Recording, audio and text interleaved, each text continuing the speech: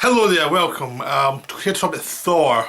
Thor was the one of the early Marvel movies. It was still not building up the characters. They were still establishing that they could like set these characters in a kind of realistic world and not make them look silly. Because I mean, Thor before the film came out was like, how can they really do Thor? Thor's really silly. Have you ever seen any of the old Incredible Hulk TV movies? You had Thor in them and he looked ridiculous. And it's one of those characters that just looked as if it would be a disaster. But this is the first step of a character that could look silly, looking good on this big screen. And then they did an even better job next time with Captain America, who was really silly. They made him work as well. But Thor was basically a god, and what they actually did was they cut out some of the elements that they wouldn't fit into a new interpretation of the movies. I mean, in the old Thor, it was two people. There was one character who turned into Thor. They cut it out. It was just Thor. And they just made it a family drama.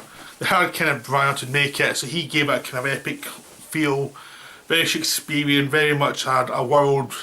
Because it's about God, it's a world above humanity, and he really set it up so that it felt realistic and it felt like part of the world we hadn't seen yet. So actually, it's one of those things that you had perfect casting of a director because he knew what he was doing for this kind of movie. He just knew what it needed, which was a big operatic feel to it. The other big success of the film was they hired some really good actors to play certain parts. I mean, they got established actors like Anthony Hopkins to play Odin, but for Thor, like Chris Hemsworth, who was an unknown at the time, but this film made him a star. And he was really good. He was funny, he was brash, he was silly, he could take the mickey at himself. It was just one of those things you watch and go, oh, perfect casting. Like, Thor was one of those characters, like, how could you cast Thor? Like, what would you do with him? But as soon as you see him on screen, it's like, yep, they got it. They worked it out. He's perfect for what it is. Because it's like a big guy, if he's too serious, it becomes boring.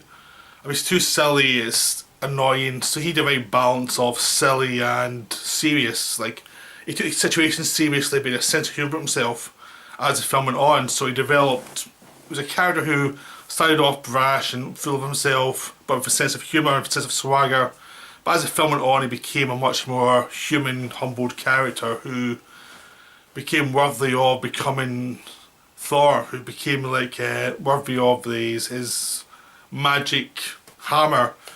And that was the whole story, just him becoming over a few days actually becoming like worthy of what his father expected of him.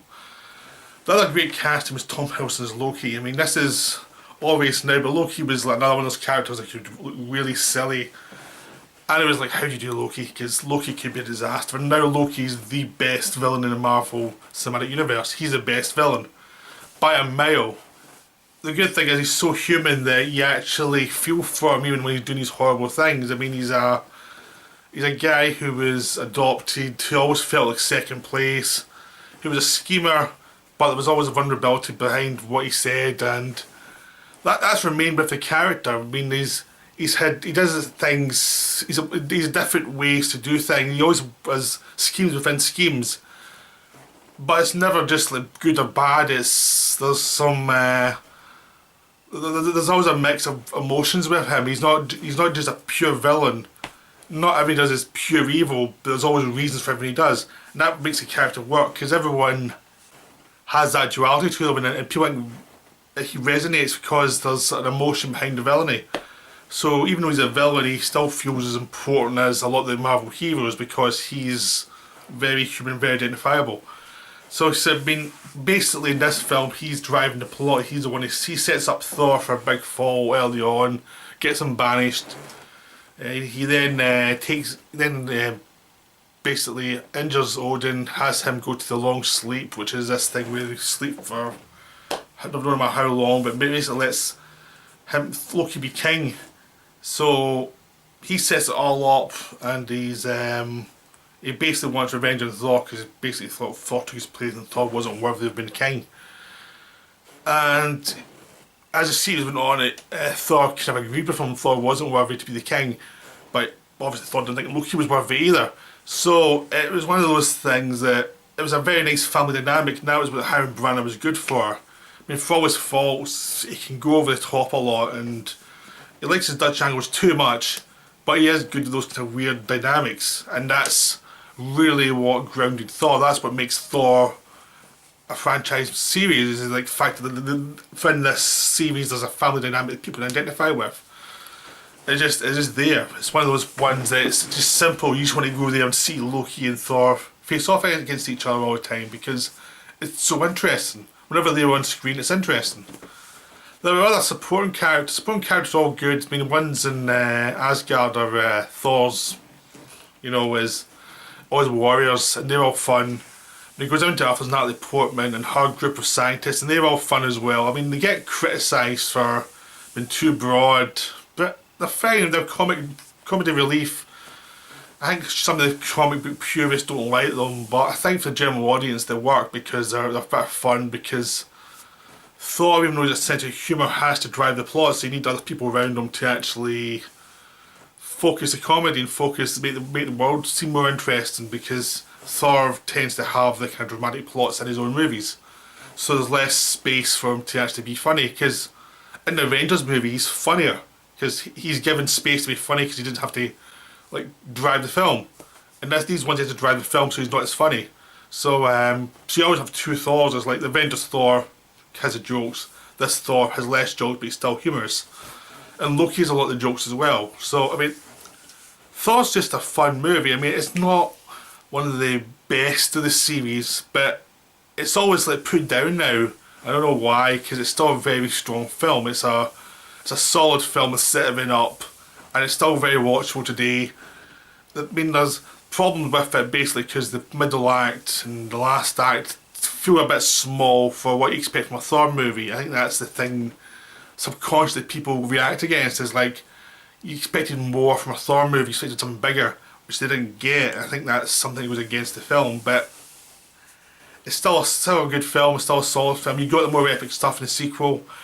So they paid all that stuff off. I think it was just a case of budget. They had to work within their budget because this was a very early film. I mean, if you look at Iron Man's not epic either. Most of the early Marvel movies are within a certain budget and they have to work within that budget.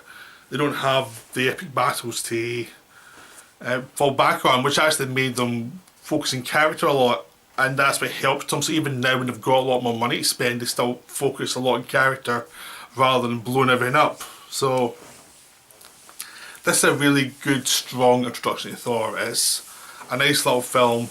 It's just one of those good, solid films. It's there's nothing to be ashamed of for that. I mean, some films are the pinnacle, some films are the ooh, but the middle ones who actually deliver what they expect tend to be underrated. And this is one of those films that are just underrated because it just does what it does. Doesn't really draw attention to itself. It's just, this is the film, this is a fun film, that's it. You get what you paid for, and that's just one of those films that are just solid. It just never really raised the height that Captain America did, which was a series that should have been a joke but turned out to be a great series. This one was a series that should have been a joke but turned out to be a very good series. And of course, because it's not the sexy great series of Captain America, it gets underrated.